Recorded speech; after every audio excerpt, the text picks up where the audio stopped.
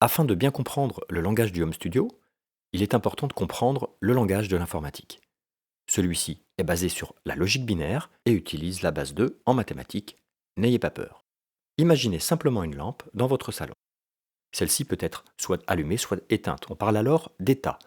L'état vaut 1 lorsque le courant passe et 0 lorsqu'il ne passe pas. C'est sur cette base dite binaire que fonctionne l'électronique logique et l'informatique.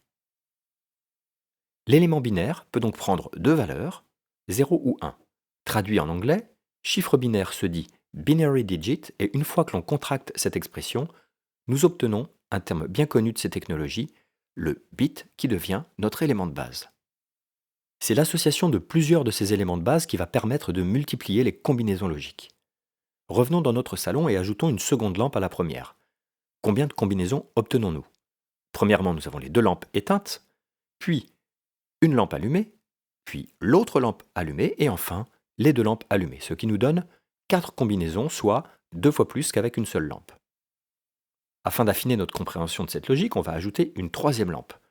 Combien de combinaisons sont-elles désormais possibles? Eh bien, nous allons prendre les 4 combinaisons obtenues précédemment avec les deux lampes et y ajouter les deux états possibles de la troisième. Dans un cas, nous avons donc nos 4 combinaisons précédentes avec cette troisième lampe éteinte, et dans l'autre, les mêmes 4 combinaisons avec la troisième lampe allumée. Nous obtenons donc 8 combinaisons, soit, encore une fois, 2 fois plus que précédemment. La logique de calcul est la suivante. 2 puissance n, où 2 représente les deux états, 0 ou 1, et n, le nombre de lampes, ou, si vous préférez, le nombre d'éléments binaires. Pour mémoire, 2 puissance 4 nous donne 2 fois 2 fois 2 fois 2, ce qui est égal à 16. Voici maintenant un tableau résumant les combinaisons obtenues en fonction du nombre d'éléments binaires. On y remarque des valeurs clés souvent rencontrées dans l'informatique en général et plus particulièrement en informatique musicale.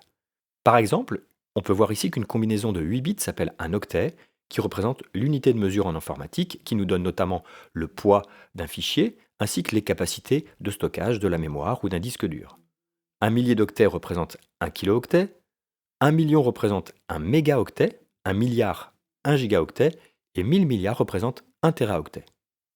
D'autres valeurs importantes à notre pratique de la MAO sont présentées ici. Par exemple, 7 bits nous donne 128 combinaisons. Et c'est ce qui correspond à tout ce qu'on va trouver, notamment dans le langage MIDI, et dont nous parlerons dans une prochaine vidéo. Nous avons également 16, 24 et 32 bits qui seront notamment associés à la résolution d'échantillonnage audio numérique. Nous allons maintenant retrouver ces combinaisons clés dans les vidéos suivantes qui vont nous parler d'audio numérique et de MIDI.